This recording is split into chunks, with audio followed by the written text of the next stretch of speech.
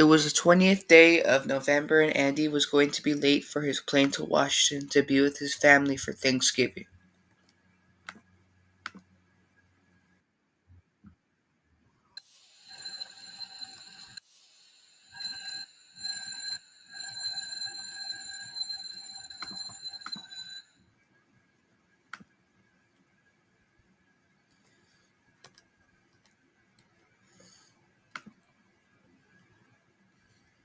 Ah, stupid alarm. Wait, what time is it?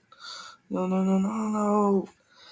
I'm going to be late, Andy exclaimed.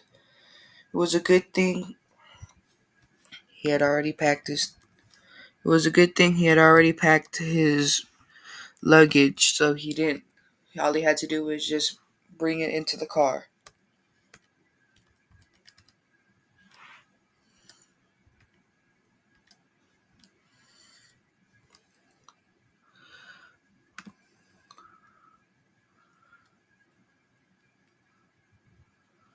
When he got inside his small sports sedan, he tried to start the engine, but it wouldn't start.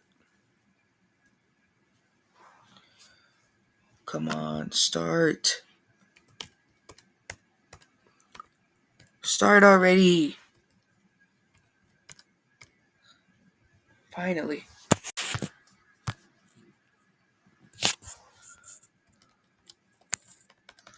So he drove down the freeway and all the way down to the parking structure of the airport.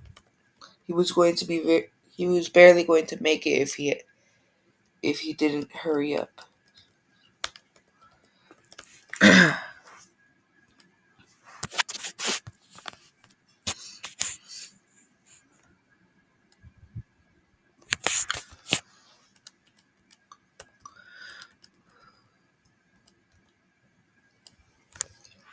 He then boarded his plane and settled down in his first class seat. And then he decided to take a nap. Little did he know that after that, everything would go wrong. As the plane was flying, he hit a bird, and a bird flew into the rotor and caused an explosion. The plane began to sink and fall out of the air into the ocean.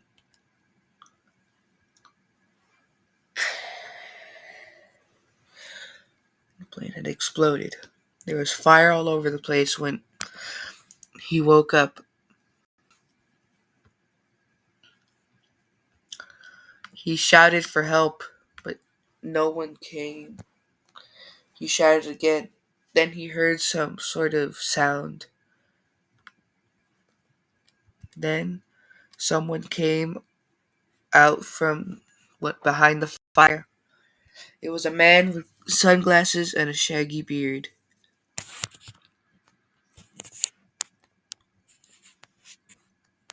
Hey, my name is Ian. We gotta get you out of there. Ian said. Ian spoke. Oh, thank God! You have no idea how glad I am that you found me. Andy replied. Ian pulled out a small knife from his pocket and then sliced his seatbelt out.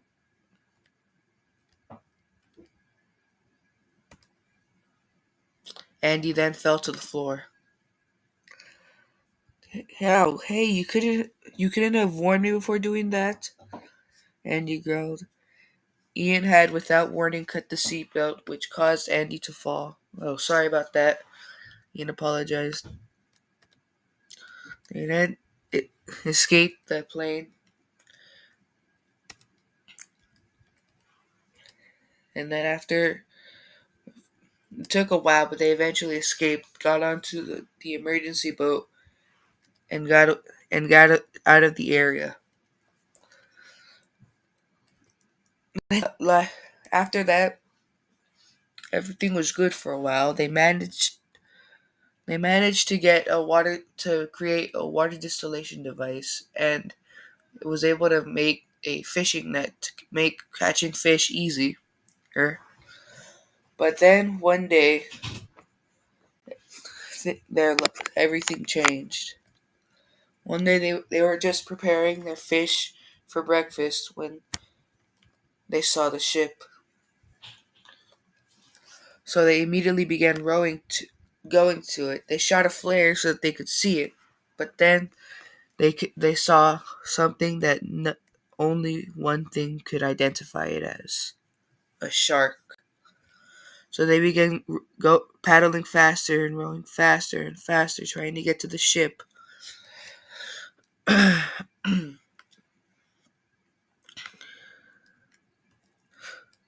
Andy had jumped onto the ladder and was able to climb up for a bit. Then he shouted out to Ian, "Jump! I'll catch you!" The shark began swimming closer. Ian had jumped. He bar- he was barely able to hold on to the ladder as they were climbing back up. The shark jumped out and latched onto Ian's leg. Ah! Ian Ian shouted. Then he kicked it off of him. Then he kicked the shark off his leg, and they began to climb up the ladder quickly before it got back out. Then they met the crew, where and then the crew helped cure Ian's Ian's injured leg after they got them safely on board. Then, after a few weeks being at sea, they finally arrived at the docks. "Well, this is it, huh?" said Ian spoke. "Yeah, I guess so," Andy replied. They had been through a lot together. In the past month or so, they really had survived through so many dangerous situations at the ocean. It was finally over. They they shook hands and waved goodbye as they walked to their separate ways. Producer Benjamin Casa, based off of narrative story The Bermuda Survivors by Benjamin Casa. That's all, folks.